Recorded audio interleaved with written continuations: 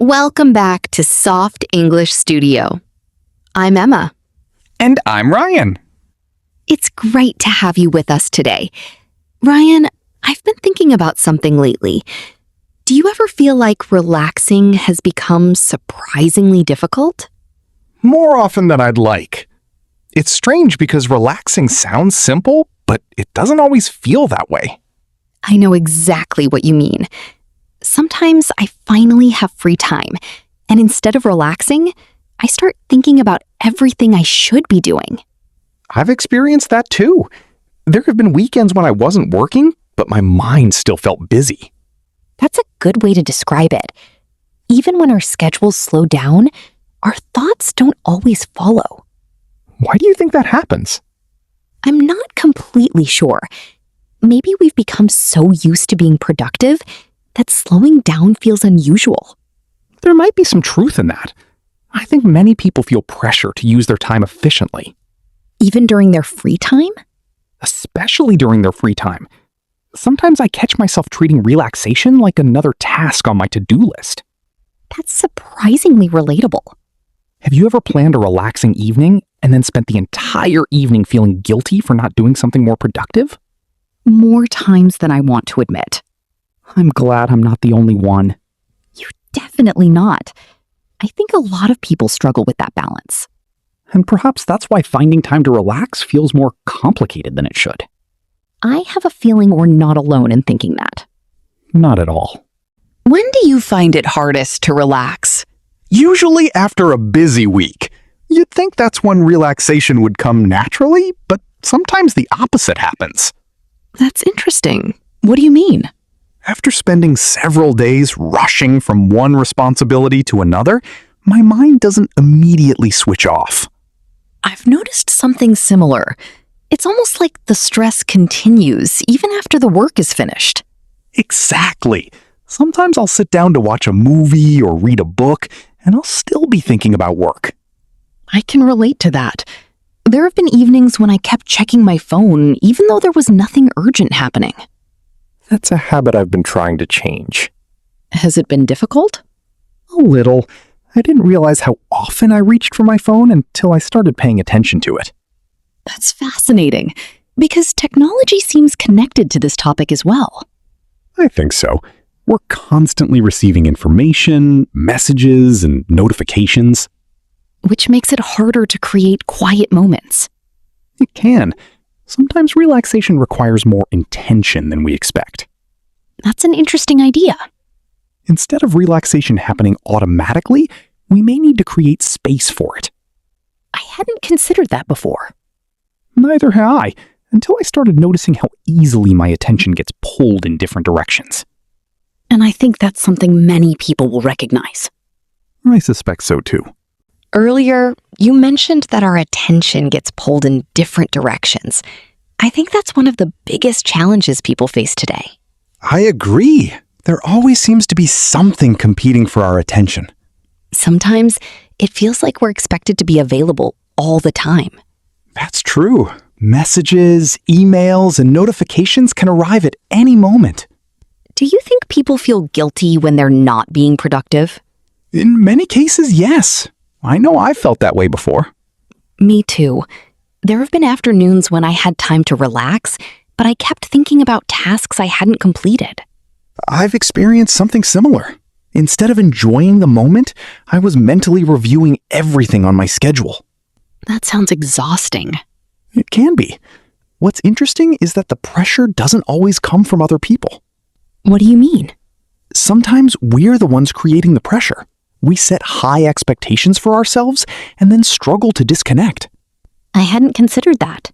For a long time, I thought I was simply busy. Later, I realized I was also carrying unnecessary pressure. That's a valuable observation. It changed the way I think about relaxation. Instead of seeing it as wasted time, I started seeing it as something necessary. That's an important shift. It was.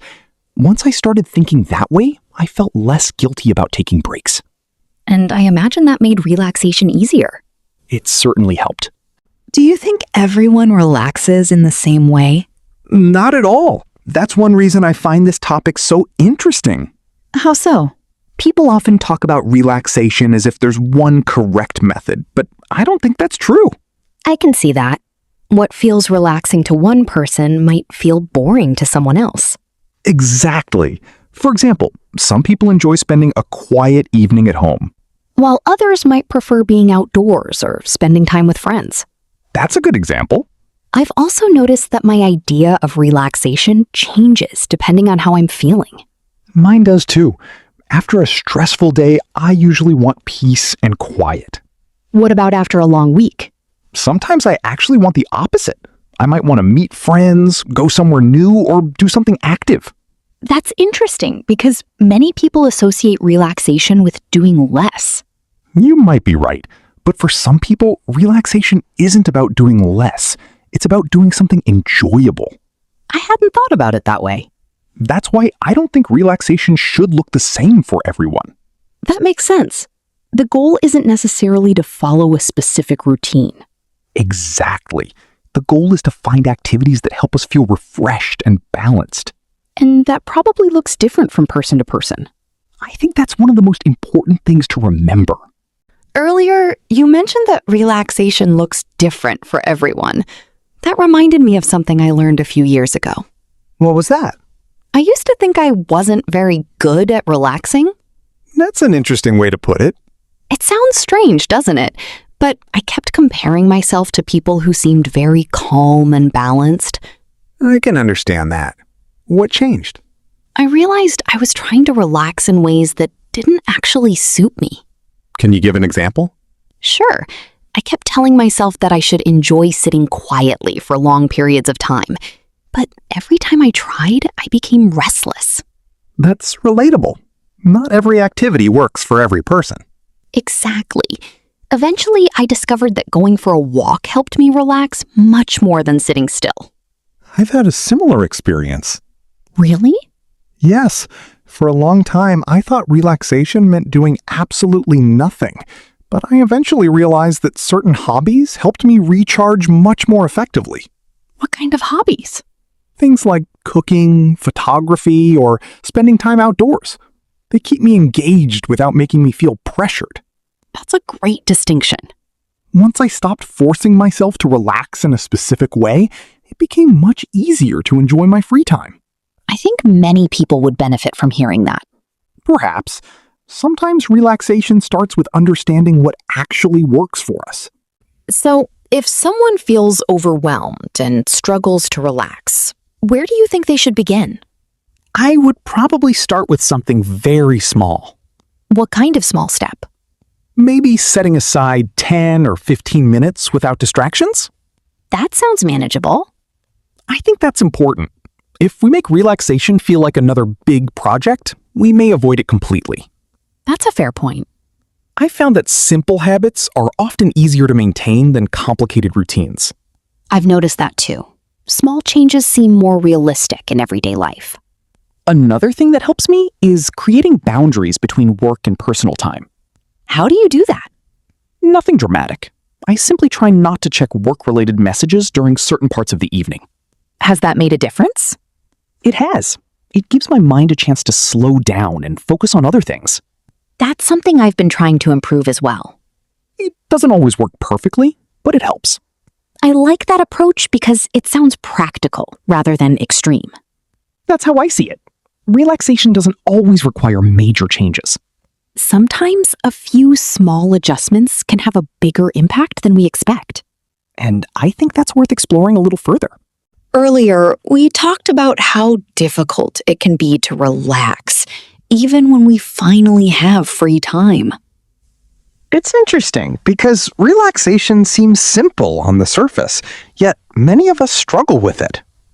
One thing I've taken away from this conversation is that relaxation isn't something we should feel guilty about. I feel the same way. Taking time to rest isn't a reward we have to earn. It's an important part of maintaining balance. I've also realized that relaxation doesn't have to look a certain way. That's probably one of the biggest lessons for me as well.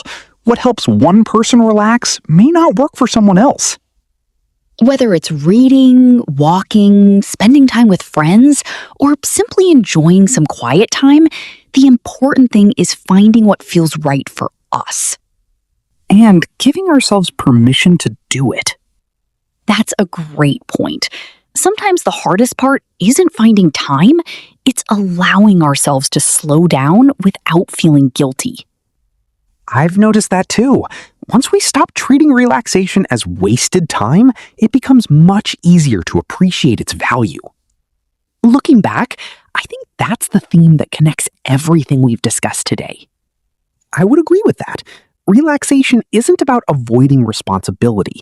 It's about creating space to recharge so we can handle life more effectively. I really like that perspective. And I think it's something worth remembering when life starts to feel busy again. Well, Ryan, this has been a thoughtful conversation. It certainly has. And I hope our listeners found something useful in it too. I hope so as well. Before we finish, let's look at a few useful expressions that came up naturally in today's conversation. The first phrasal verb is switch off. We used it when talking about relaxing after a busy week. It means to stop thinking about work, stress, or responsibilities for a while. For example, I find it difficult to switch off after a long day at work. Native speakers often use it when discussing rest, stress, or work-life balance. Another phrasal verb is set aside. We used it when talking about making time for relaxation. It means to reserve time for a specific purpose. For example, I try to set aside 15 minutes every evening to relax. That's a very common expression in everyday English. Our first collocation is peace and quiet. This refers to a calm environment without noise or interruptions. For example, after a busy week, I just want some peace and quiet. The second collocation is create boundaries.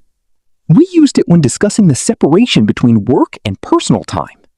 For example, creating boundaries helped me stop checking work messages at night. All four expressions connect nicely to today's discussion about finding healthier ways to relax. Let's continue with two more expressions from today's conversation. These are both common in everyday English and fit our topic really well. The first one is a natural expression, wasted time. We used it when talking about how people sometimes view relaxation. If you describe something as wasted time, you mean you feel the time wasn't used in a valuable or useful way. For example, I used to think taking breaks was wasted time, but now I see it differently. Native speakers often use this expression when discussing productivity, hobbies, or personal habits. Our final item is a soft slang expression, busy again.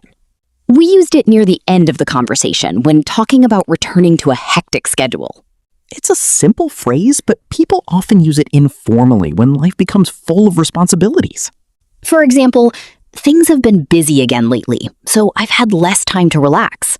You'll hear similar phrases in casual conversations about work, family life, and everyday routines. One thing I like about today's vocabulary is that it all connects to real situations. It does.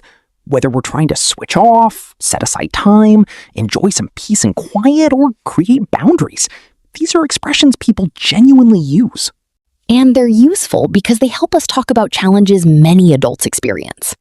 Exactly. They're practical expressions for everyday life. Before we wrap up today's episode, let's briefly revisit some of the ideas we explored. One theme that stayed with me was the importance of making relaxation a priority, rather than treating it as wasted time. I think that was a valuable lesson for me too. We also talked about how difficult it can be to switch off after a busy week. Especially when our attention is constantly being pulled in different directions. That's where habits can help. Even setting aside a small amount of time can make a difference. And creating boundaries between work and personal life can make it easier to enjoy our free time. I also liked our discussion about peace and quiet. Me too, although we discovered that relaxation doesn't look the same for everyone. That's right. Some people need quiet moments, while others recharge through hobbies, movement, or social activities. The important thing is finding an approach that works for us. And remembering that life will probably become busy again from time to time. That's perfectly normal. We hope you enjoyed today's conversation and vocabulary practice. Thank you for spending part of your day with us here at Soft English Studio. Take care of yourself, make time to relax, and keep practicing your English. We'll be back soon with another conversation. Until then, goodbye everyone. Bye for now.